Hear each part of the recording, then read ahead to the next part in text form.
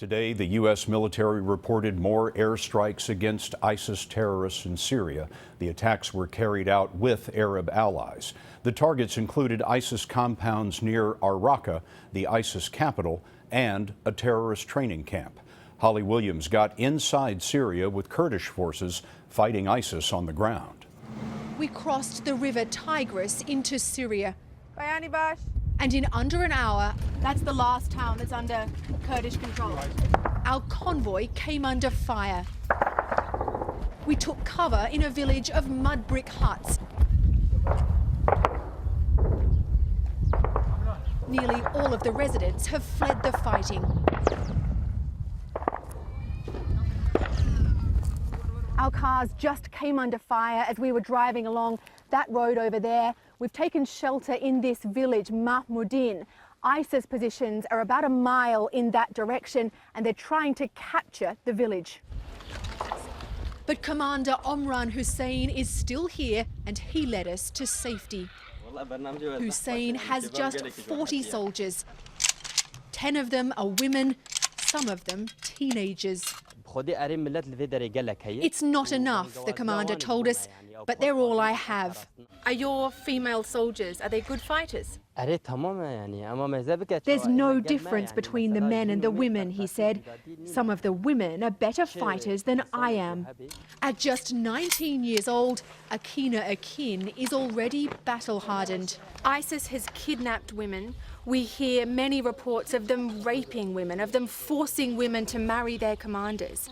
Are you frightened about what might happen if you're captured? I'm not afraid, she told us. I'll blow myself up before I let them catch me. The fighters in Mahmoudin are Kurdish Syrians. Like ISIS, they're Muslims, but they practice a very different version of Islam. That's not the real Islam, she said. I'm a Muslim too, and there's nothing in the Quran about killing children and women. They're committed, but they're desperately under-equipped. Their guns are all either captured from ISIS or bought on the black market. 25 miles away is the town of Ramallah, the regional capital, where life goes on despite the presence of ISIS on their doorstep. It's a Muslim community, but a place so moderate we found one man selling a Christmas tree.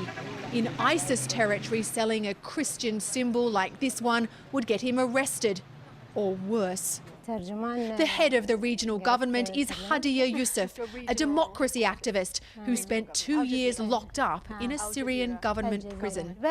She welcomes the US airstrikes, but she's frustrated. Are you saying that the Americans are hitting the wrong targets? We don't think they're the right ones, she said. They're not effective. Since the airstrikes began, she told us, ISIS has become more mobile and its fighters no longer gather in large groups.